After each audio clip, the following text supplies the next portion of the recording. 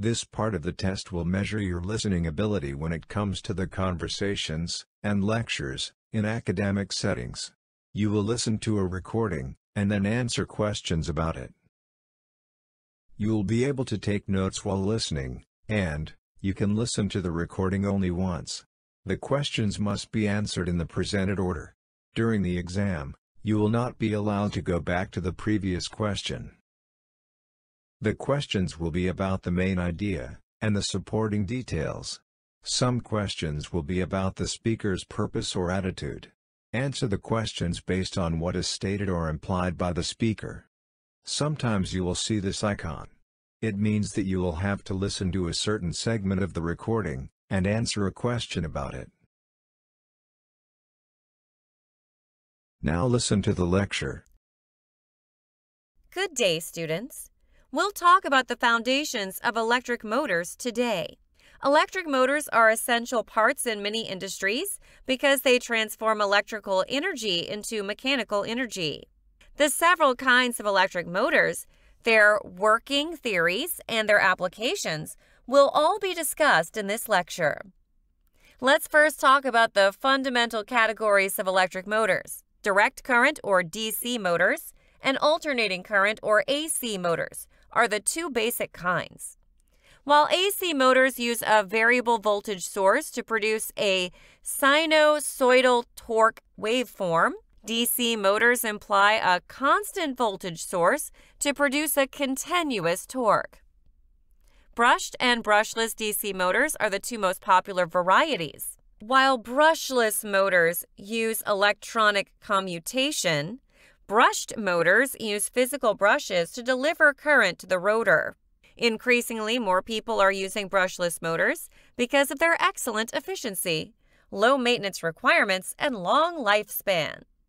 DC motors are frequently used in electric cars, toys, and a variety of home products. Synchronous and induction motors are the two main categories of AC motors. The speed at which synchronous motors run is directly proportional to the supply frequency. On the other hand, induction motors employ electromagnetic induction to generate torque that is a little bit slower than the supply frequency. Industrial settings, pumps, fans, and other large-scale applications frequently employ AC motors. It's crucial to comprehend the fundamental operational ideas of electric motors. Electromagnetism, which asserts that an electric current produces a magnetic field and that a magnetic field can induce an electric current, forms the basis of how electric motors work. An electric motor's rotor, which houses the conducting windings, is its most important part. A magnetic field is produced as electric current passes through these windings, and this interaction produces a mechanical force that propels the rotor into rotation. The stator is also a crucial component of electric motors.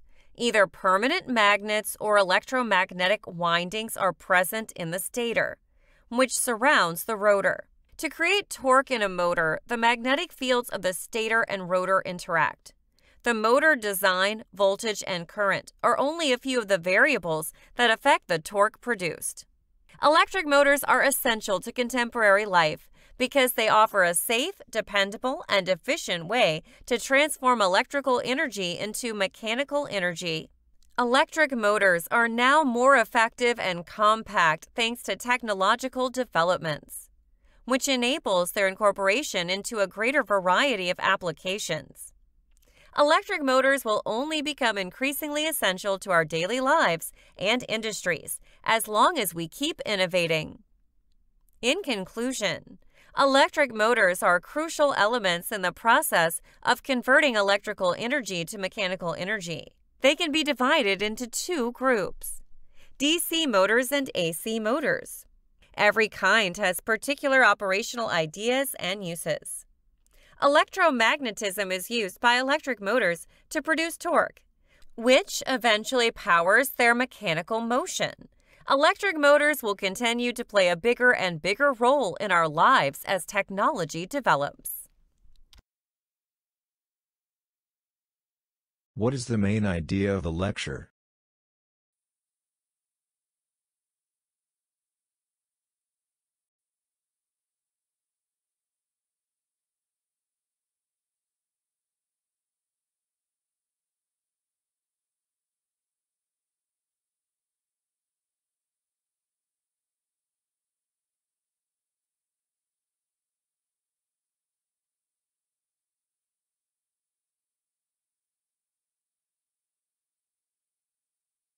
What did the professor mean when she said,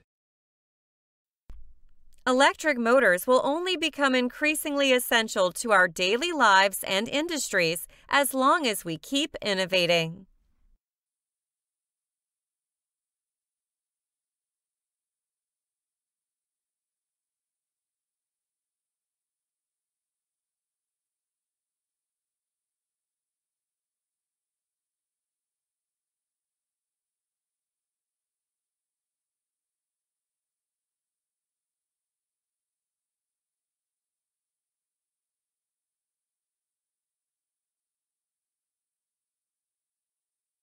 why does the professor discuss both the rotor and stator in electric motors?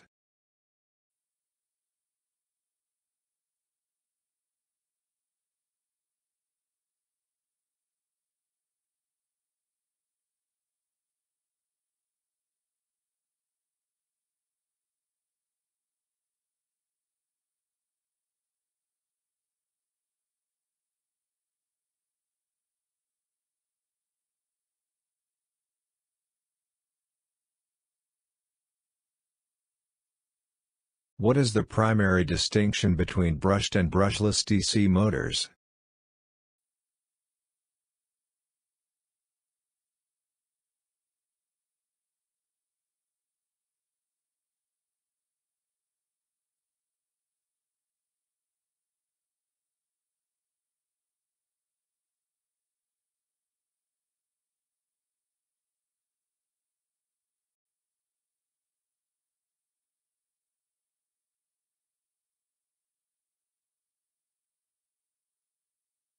Which of the following is a common application for AC motors?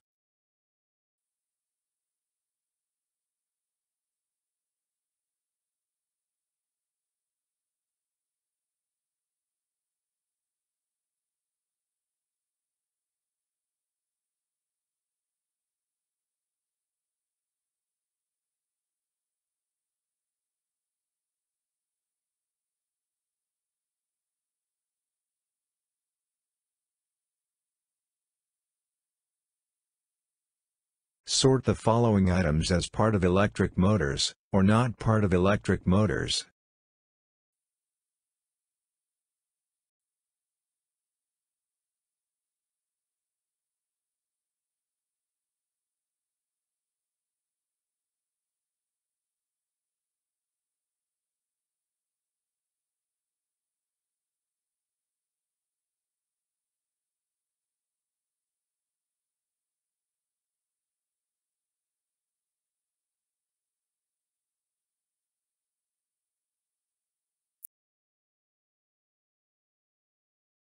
Now listen to the conversation between two people.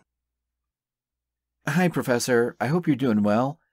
I was wondering if you could give me some feedback on my recent homework assignment. Sure, I'd be happy to help. First of all, I liked the overall structure of your work. However, I think there's still some room for improvement. I appreciate your feedback. Could you please specify what I need to improve on? For instance, in the second paragraph, you could expand upon the argument you presented by including more supporting evidence. All right, I'll take that into consideration. Was there anything else that caught your attention? Another area to work on would be your conclusion. It needs a bit more of a compelling closing statement to wrap up your thoughts effectively. Thank you, Professor. I'll make sure to revise those sections. I'm really trying to get a good grade in this class. I can see that you've put in the effort. Keep in mind that refining your writing skills will take time, but with practice, you'll get there. I appreciate your guidance, Professor. I'll try my best to apply your suggestions in my future assignments. That's the spirit. Feel free to reach out if you have any more questions or need assistance. Good luck with your revisions. Professor, do you have any advice on how to stay motivated during the revision process? A good approach is to break your revisions into smaller tasks and set specific goals for each session. This can help you stay focused and maintain a sense of progress.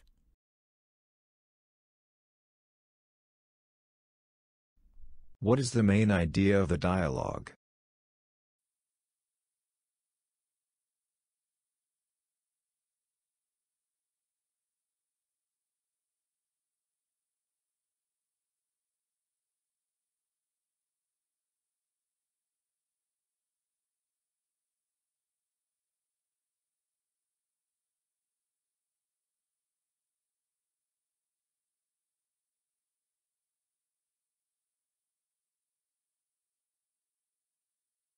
What is the professor implying in their feedback?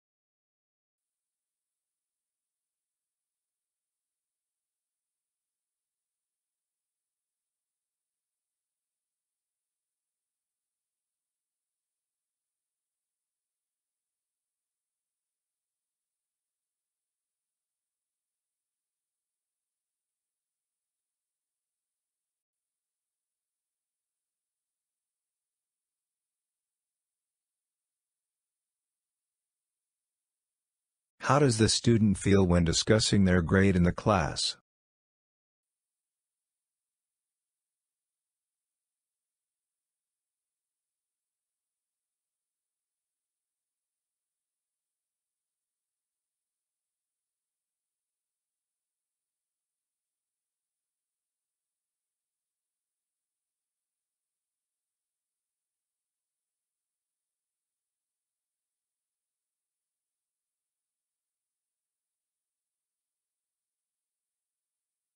What is the professor's attitude towards the student's effort?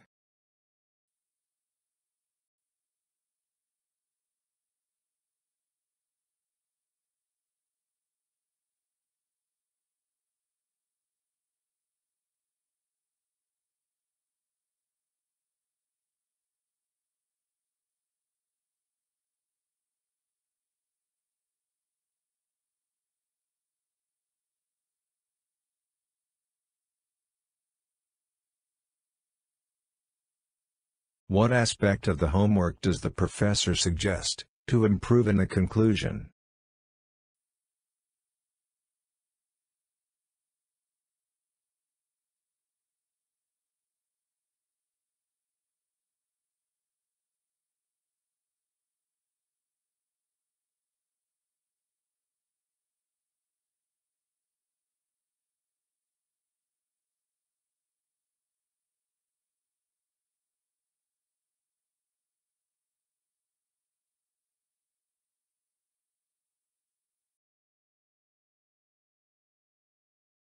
Now listen to the lecture.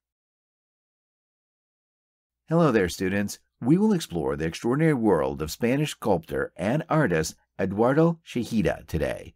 Chejida, a prolific sculptor who was born in 1924, made a significant impression on the art world with his amazing body of work. He achieved a famous name both in Spain and abroad, thanks to his original and thought-provoking approach to sculpture and form. Let's first look at Chejida's early professional years.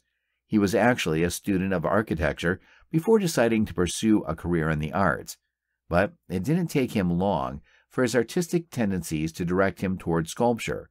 We shall later examine how his training in architecture contributed to the creation of his distinctive aesthetic and style. The three fundamental topics of Eduardo Chejida's work were space, material, and form. He experimented with a range of materials during his career, including iron, wood, and alabaster.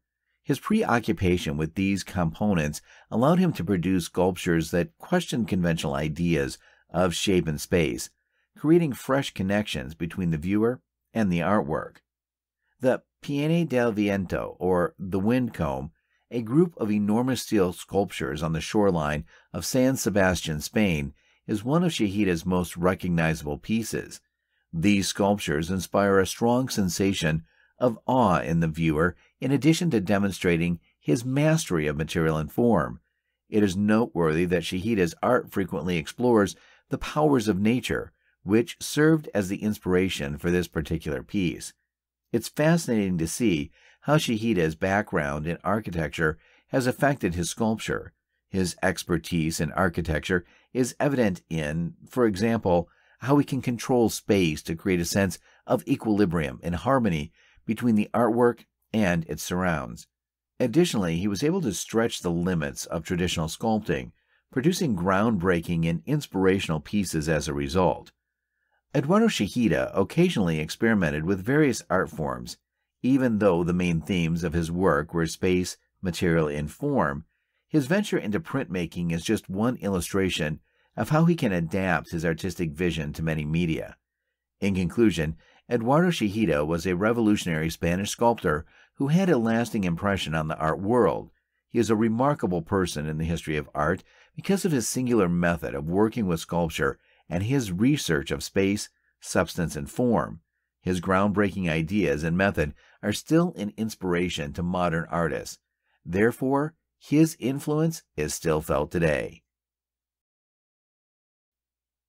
What is the main idea of a lecture?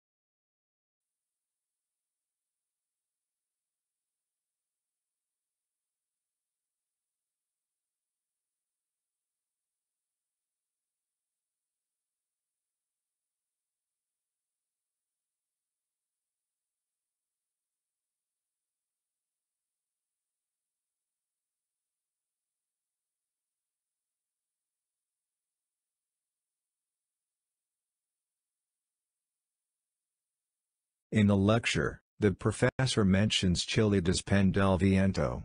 Why does the professor bring up this particular work?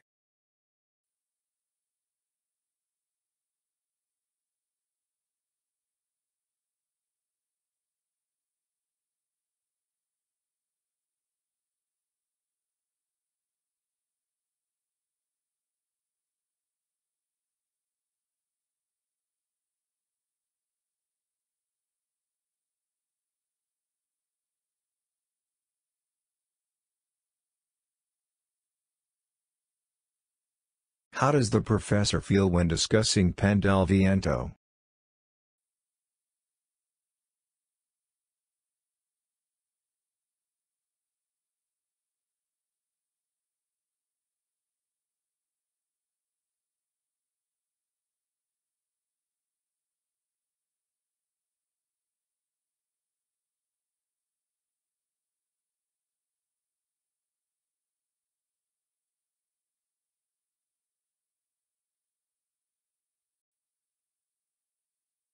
Why does the professor mention Chilida's foray into printmaking?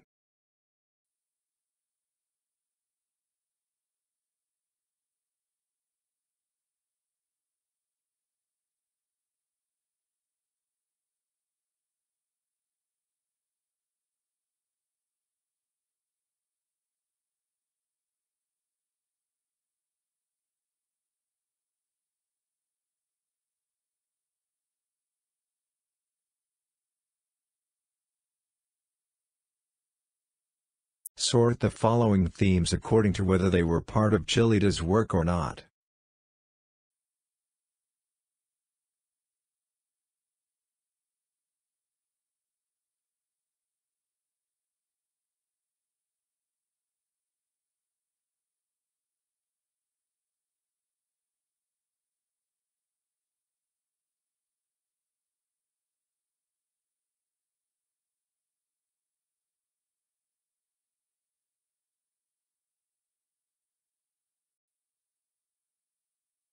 What was Eduardo Chilida's initial field of study before pursuing sculpture?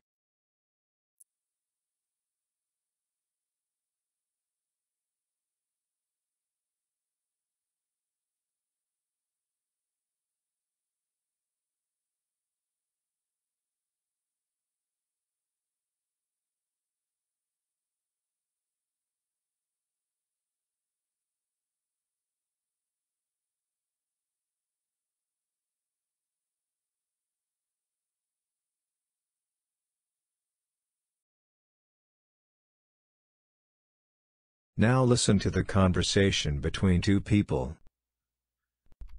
Excuse me, I received a parking ticket on campus and I'm not sure what to do next. Oh, I see. You'll need to pay the fine within 30 days. You can do this online, by mail, or in person at our office. I didn't even know I was parked in a restricted area. The sign wasn't very clear. Unfortunately, that's not a valid excuse. It's important to thoroughly read and understand parking signs on campus. I understand, but I'm a bit short on cash right now. Is there any way I can get an extension on the payment? We can't offer extensions, but we do have a payment plan option. This would allow you to make smaller payments over a few months. I appreciate the offer, but I'm still not sure I can afford it. What happens if I don't pay the fine on time? Well, if the fine isn't paid within 30 days, an additional late fee will be added. Also, unpaid fines can lead to a hold on your academic records. That doesn't sound good. I guess I'll just have to find a way to pay it on time. I understand it can be difficult, but it's essential to follow the rules and pay the required fines. I'm sure you'll find a way to manage it. All right. I guess I'll opt for the payment plan then. Can you help me with setting it up?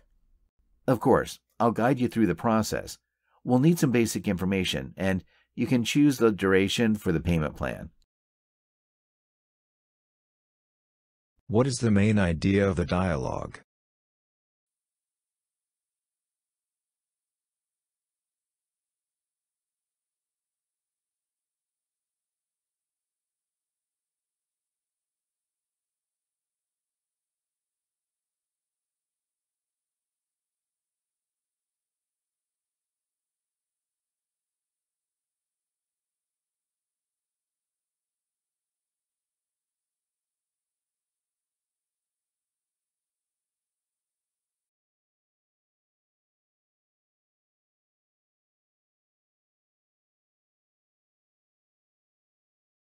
What is the administrator implying when they mention the payment plan option?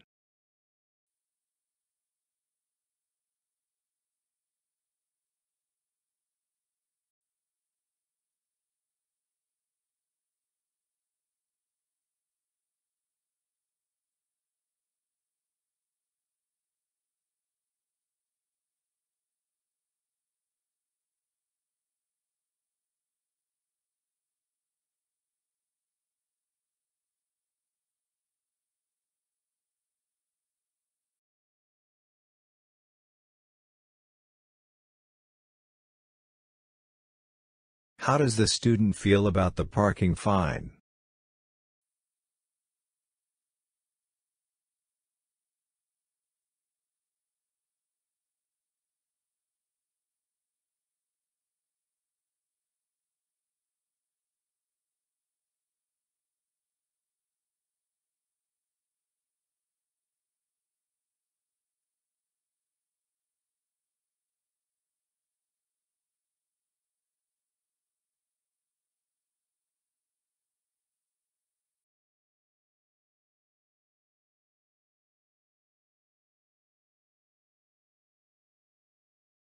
What is the administrator's attitude toward the student's situation?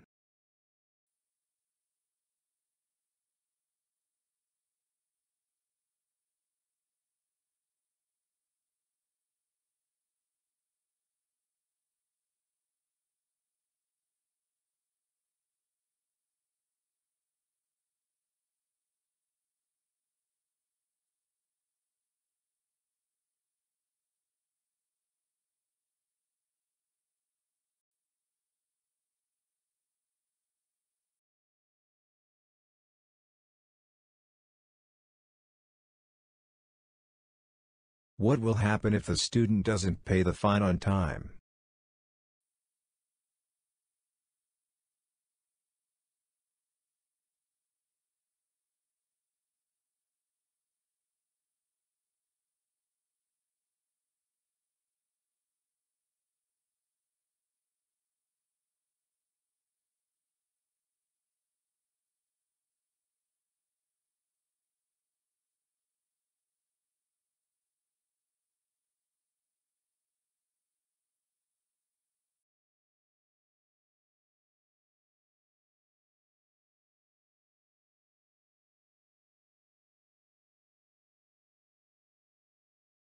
Now listen to the lecture. Good day, students. Today we'll delve into the intriguing and diverse world of Scandinavian vegetation. Scandinavia, as you may know, is a part of Northern Europe that includes the nations of Norway, Sweden, and Denmark. Due to a unique combination of elements, including latitude, climate, and geological history, the vegetation in this area is highly distinctive. Let's begin by looking at the primary plant species that can be found in Scandinavia. The coniferous forest, mixed deciduous woodland, and alpine or Arctic tundra are the three main ecological zones.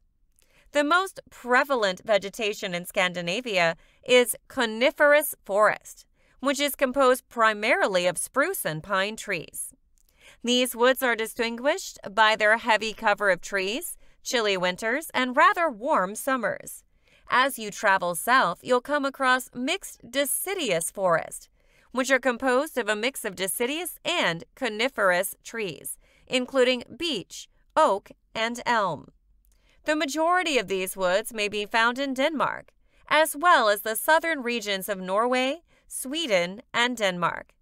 Last but not least, the treeless alpine or Arctic tundra is characterized by low-growing plants, grasses, and mosses. In Scandinavia's far north and high mountain regions, this zone is most prevalent. Let's now talk about the variables that have influenced Scandinavian vegetation over time. The kinds of plants that are still abundant in this area now are mostly a result of the Ice Age, which ended around 12,000 years ago. A region that had been initially settled by pioneering species, like birch and willow, was left behind as the ice receded. The vast range of plant life that we observe now was established over time as different species slowly migrated into the area. The Scandinavian climate has influenced the region's vegetation in addition to its geological past. You may be aware that the warm ocean circulation known as the Gulf Stream moderates the climate in Western Europe. Its impact is less noticeable in Scandinavia, where the environment is colder and more hostile than one might anticipate at these latitudes. The vegetation in Scandinavia therefore resembles the subarctic region more so than the temperate zone. The vegetation of Scandinavia has also been shaped by human activity. People in this area have used agricultural methods that have changed the local environment for generations. Slash and burn agriculture, which is widely practiced and has produced a patchwork of open meadows and recovering forest, is one illustration of this. Some species that might not have thrived in their natural habitat have been able to do so because of these perturbations. In conclusion, the distinct geological history, climate, and human activity of Scandinavia have resulted in the formation of a rich and diversified vegetation that is still changing now. It will be interesting to see how this dynamic ecosystem responds to and changes as environmental conditions change. What is the main idea of a lecture?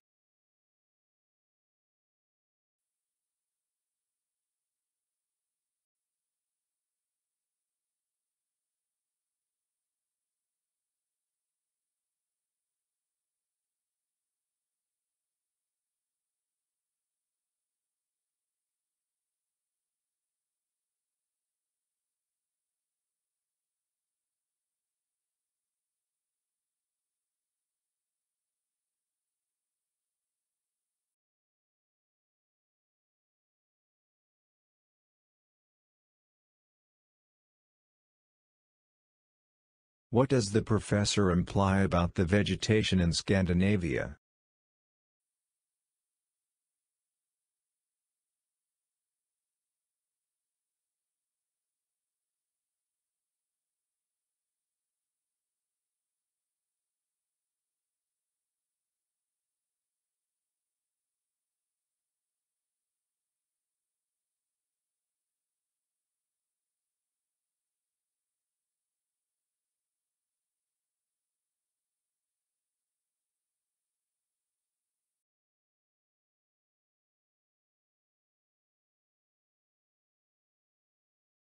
How does the professor feel about Scandinavian vegetation?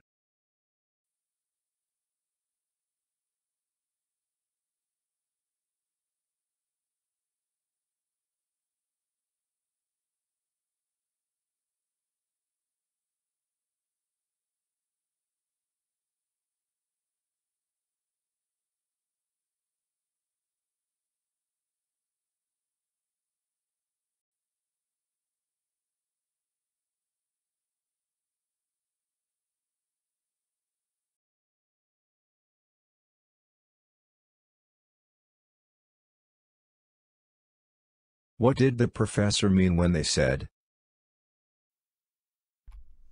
The vast range of plant life that we observe now was established over time as different species slowly migrated into the area.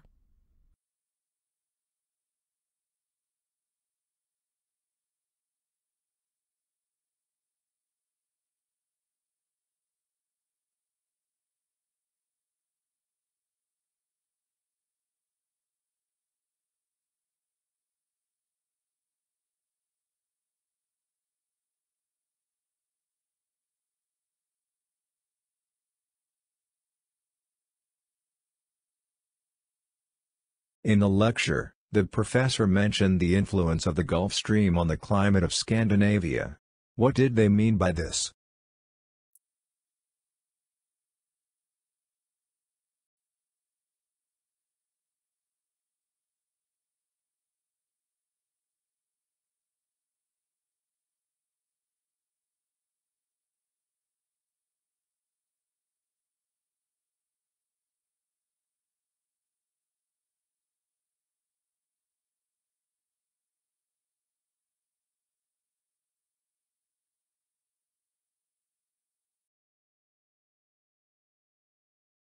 Which of the following statements about the mixed deciduous forests is not true, based on the lecture?